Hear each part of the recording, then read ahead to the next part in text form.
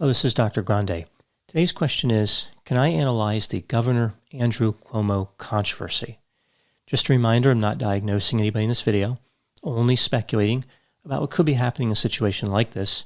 If you enjoy this video, please like it, subscribe to my channel, and consider supporting me on Patreon. I have a few pre-release videos I put up there recently, including the case of Catherine Knight, the Bever family murders, and the case of Marvin Gaye. I'll put the link to Patreon in the description for this video. So in the case of Andrew Cuomo, I'll look at the background, the timeline of the allegations, and then offer my analysis. Andrew Cuomo was born on December 6, 1957 in Queens, New York. His father was an attorney who would later become the governor of New York. Cuomo graduated from high school in 1975, earned a bachelor's degree in 1979, and a JD in 1982. When his father was running for governor, Cuomo functioned as his campaign manager. After his father was elected, he became a policy advisor. Cuomo married Kerry Kennedy in 1990. She is Robert F. Kennedy's daughter. Cuomo and Kennedy would have 3 daughters. The couple would divorce in 2005. In 1993, Cuomo was appointed to the Department of Housing and Urban Development as an assistant secretary for community planning. Cuomo tried to get the Democratic nomination for governor of the state of New York in 2002, but withdrew after realizing he was not going to win.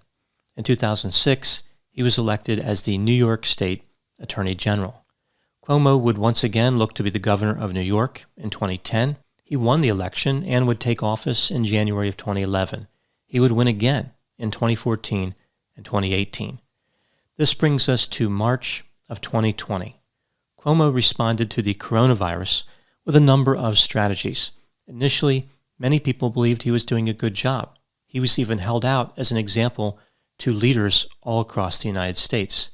There were, however, some critics who believed that Cuomo really didn't understand anything about the epidemiology of the coronavirus. Later, in January of 2021, an investigation into the Cuomo administration's reporting of nursing home deaths concluded that Cuomo underreported fatalities by as much as 50%.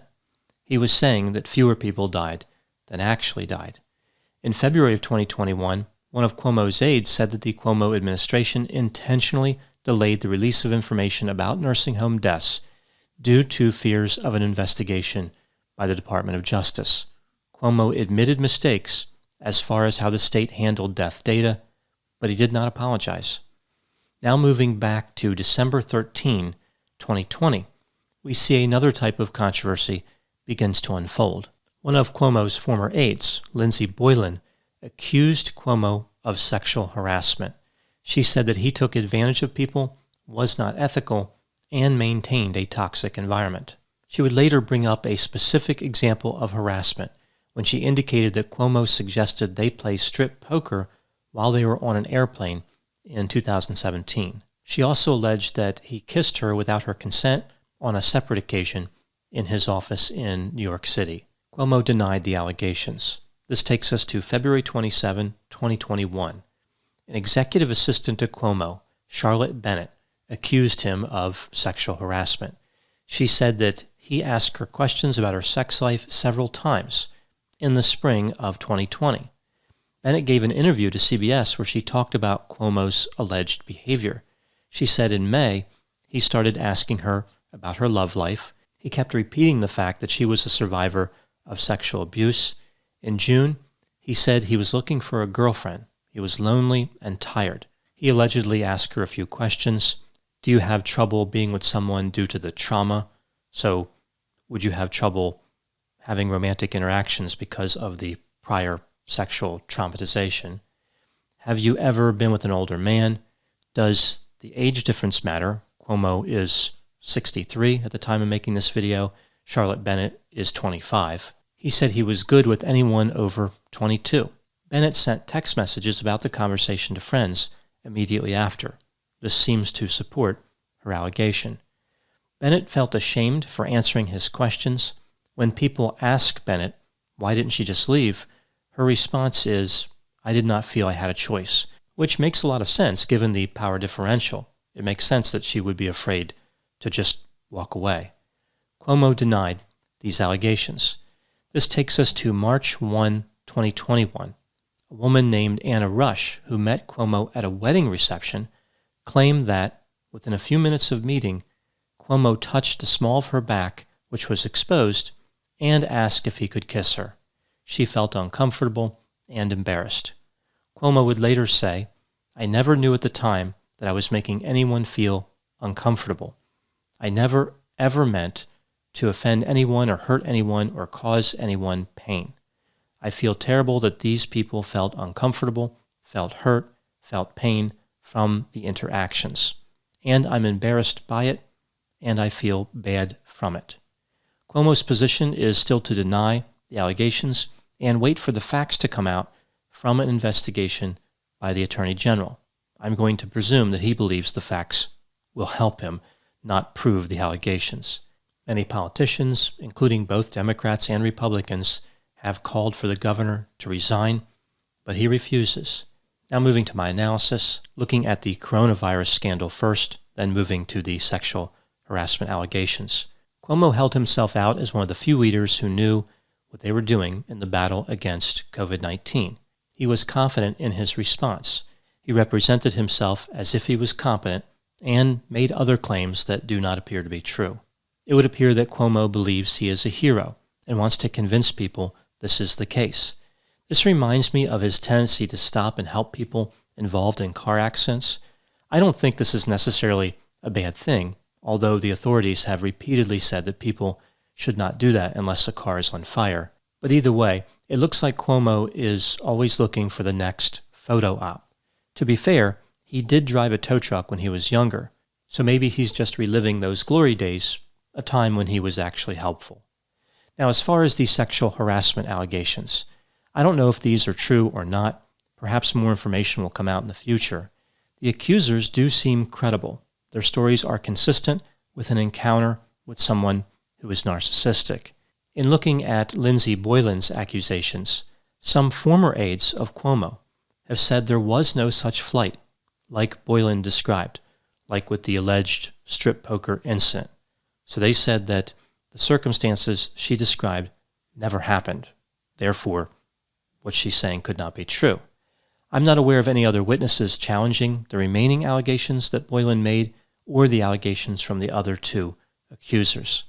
Cuomo's apology rings hollow to a number of people. He really didn't apologize for everything he was accused of. For example, he specifically said he never touched anyone inappropriately.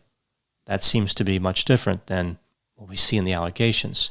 Rather, he apologized for acting in a way that made people feel uncomfortable. He claimed the incident with Anna Rush was just a misunderstanding. He kind of made it seem like it was a greeting malfunction, like when people are in social situations and they go to touch one another, maybe somebody's hand slips somewhere unintended, or there's some other type of awkward exchange. The physical contact, of course, can still be distressing. Maybe that's what Cuomo is trying to recognize in his apology. Maybe he's saying it's not intentional, but he understands it can still cause harm. If Cuomo is not guilty, then the degree to which he did apologize seems unusual. It is inconsistent with his personality.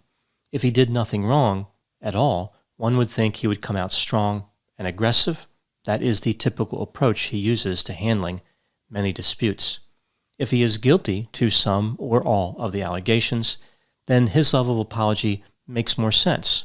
Maybe he is trying to accept some responsibility and deflect the rest of it. He thought if he admitted to essentially being creepy, I guess, that would be enough to satisfy people's concerns about his behavior. Cuomo's apology makes it seem as though he's trying to weather the storm. He wants it all to go away, a strategy which actually could be successful. I mean, in a way, it worked for Joe Biden. Joe Biden was always touching people, like in all those videos. He was really being handsy and exceedingly creepy.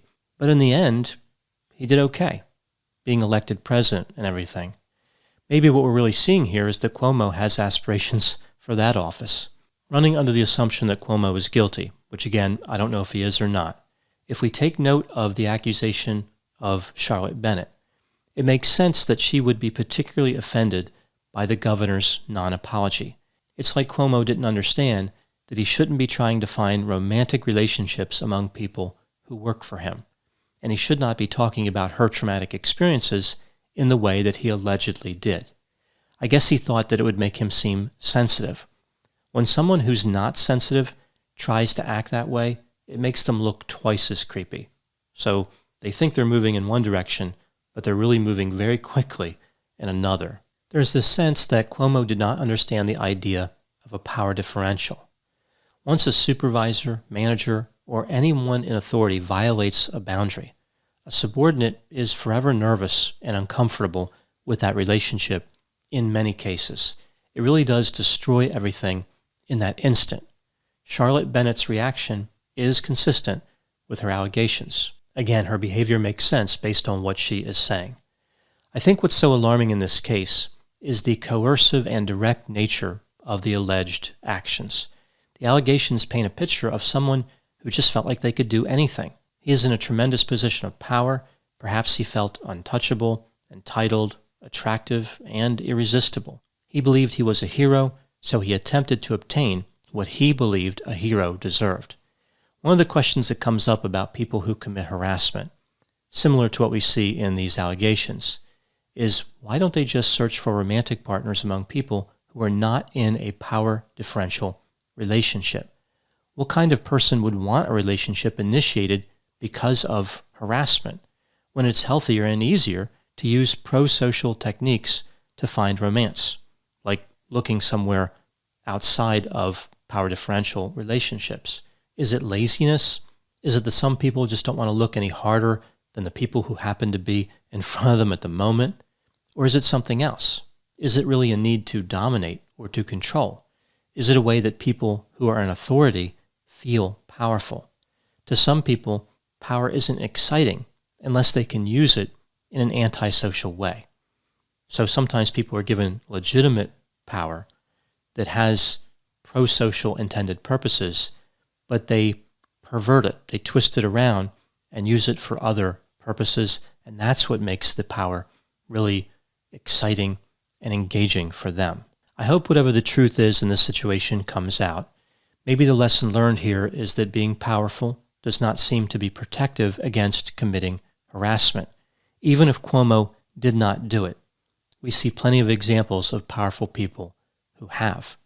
Harassment by anyone is offensive, but when people with power do it, they commit a special kind of betrayal, one that hurts the victim, but also affects all of the people the powerful person represents.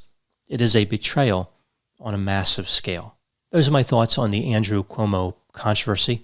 Please put any opinions and thoughts in the comment section. They always generate an interesting dialogue. As always, I hope you found my analysis of this topic to be interesting. Thanks for watching.